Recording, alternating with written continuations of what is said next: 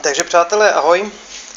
Protože jsou ty vedra, příšerný vedra jsou, tak mě napadlo, že bych si udělal takovou klimatizaci. Dneska jsem rozmražoval ledničku a foukal jsem do ní větrákem. A bylo to docela příjemný kolem té lednice, takže mě napadlo udělat něco takového. A to sice potravinový box, klasický potravinový box. Tady větrák k počítači, nebo k čemu to bylo, tady to nebyl počítači, to byl takový skříně rozvodný, je na 24 V, takže jsem si myslel, bych tadyhle nahoře, jsem si nakreslil velikost zhruba toho kruhu, té vrtule, že bych to vyříz. Tadyhle mám připravený ty místa, to jsou ty tečky, to jsou vlastně tadyhle ty body, kam bych mohl dát šroubky a nějak to zachytit za to víčko. Bylo by to potom takhle. Našel jsem si i potom zdroj,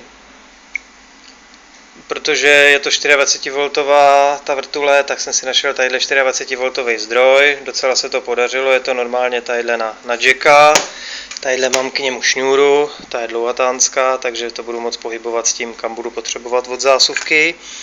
No a pokusím se, pak mám tady ještě, mám zatím jedno připravený, takovýhle víčko, uříznutý od PET lahve, to je vlastně tadyhle uříznutý ten vršek, to určitě každý pochopí, tadyhle ten vršek uříznutý i s tím víčkem. A ty dám v podstatě tady do stran, nebo tady do stran, to už je jedno. A vlastně do té nádoby, do toho boxu potravinového, dám dovnitř led.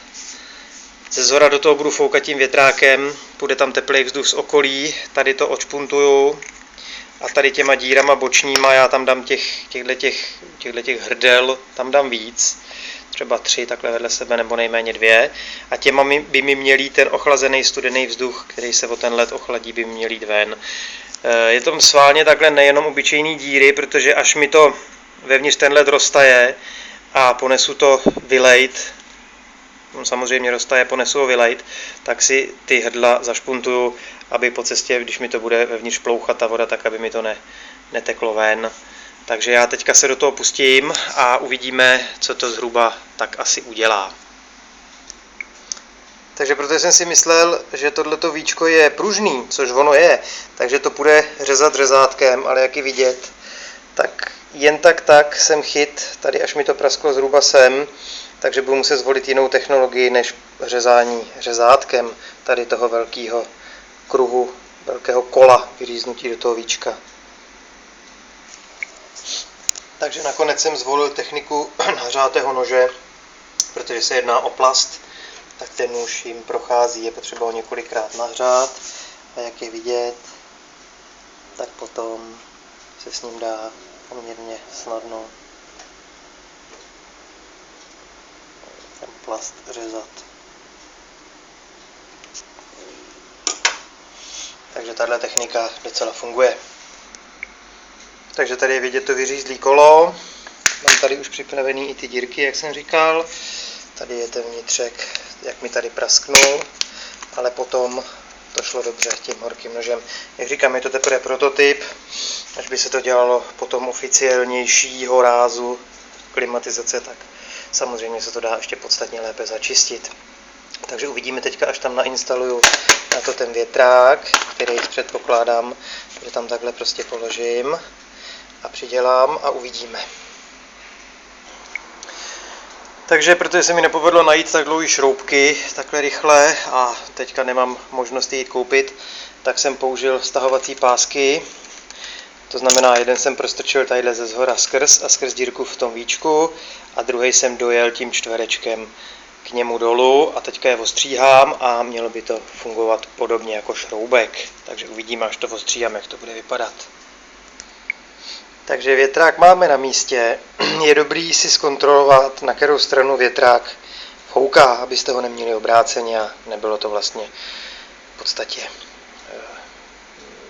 nepraktické řešení, které by nemělo takový velký výkon. To znamená, že já jsem si zjistil, že ten větrák fouká tadyhle sem, logicky i podle lopatek a podle toho, když jsem ho zapojil elektricky, tak jsem je roztočil, podle toho se zjistí, kam fouká. Takže takhle to vypadá, tady to teďka dám nahoru na tu nádobu.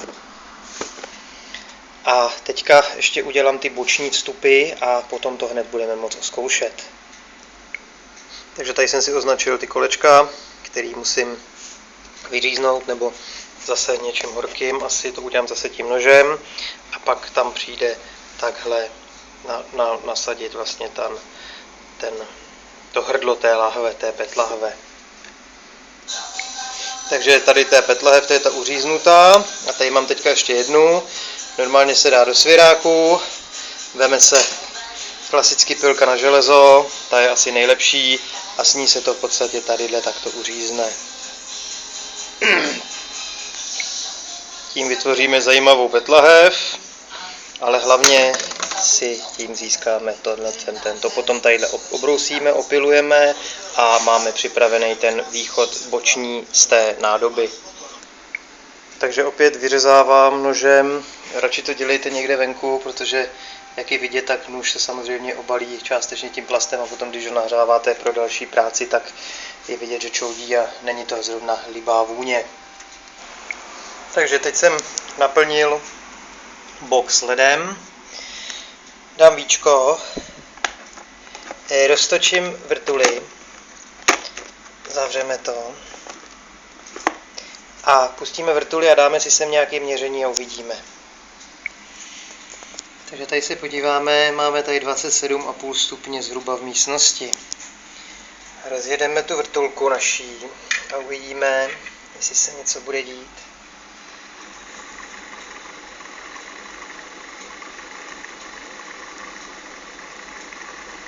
Tady je vidět, jak teplota letí dolů.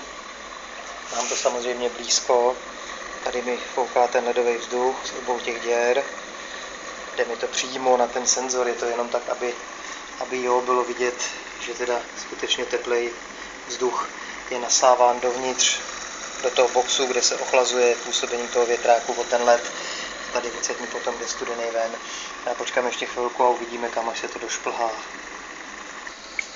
Takže mám to čidlo opravdu blízko, ale až někam tady jsem ještě furt je cítit studený vzduch a každopádně je tady 21,2 stupně tady na tom kraji. To znamená, že ať se děje, co se děje, tak ledový vítr, v uvozovkách ledový vítr, který mi jde ven, musí aspoň o půl stupně ochladit teplotu místnosti. Já to nemůžu teďka pořádně změřit, protože je teprve dopoledne, teplota venku stoupá, takže by stoupala i každopádně, i kdybych to tady ochlazoval sebe víc. Takže tady máme tohleto. Já ještě zkusím, jak nám zhruba ochladí větrák bez ledu okolní vzduch. Takže stejné čidlo, 27,3 stupně, větrák, dáme ho do vzdálenosti 10 cm.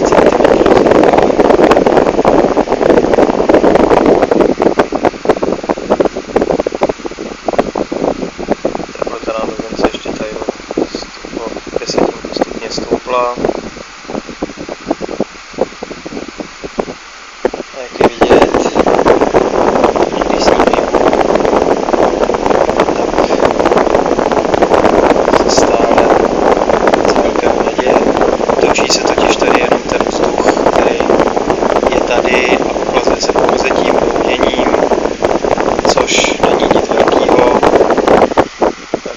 Se nám tohlo 27,1.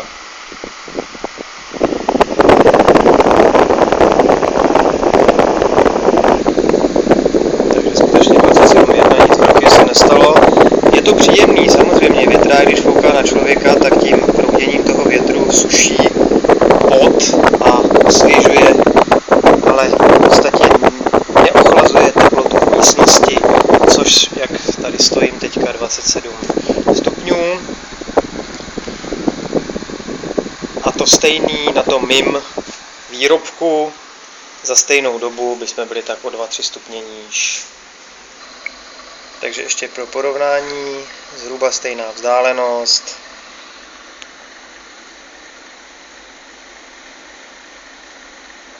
Tady je vidět, jak teplota jde dolů. Předtím jsme se dostali až na nějakých těch 21 něco. Teďka bude chvíli trvat zase, ale jak je vidět, tak stále teplota jde dolů. To znamená, že možná, že když by se rozpařil celý ten led uvnitř, takže se dostaneme v místnosti na třeba o stupeň níž. což určitě není špatný, ale samozřejmě není to klimatizace kupovaná, takže je to jenom taková náhražka. Možná, že by to nebylo špatný do nějaký malý místnůstky, do nějaký malý ložničky nebo něčeho takového.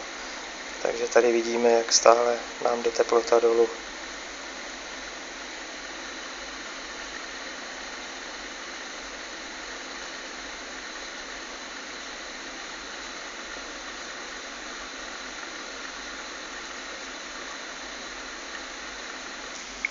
A zároveň, když si otevřeme tu nádobu, tak vidíme, že led už nám taje, takže skutečně to svoje teplo předával do okolí. Já to zatím nemám tady přidělané, já to mám pouze na obroušky. Do budoucna se to dá samozřejmě přilepit tavnou pistolí. Takže to byla moje klimatizace. Pokus o výrobu. Zhodnoťte každý podle vás, jak to dopadlo. Díky a ahoj.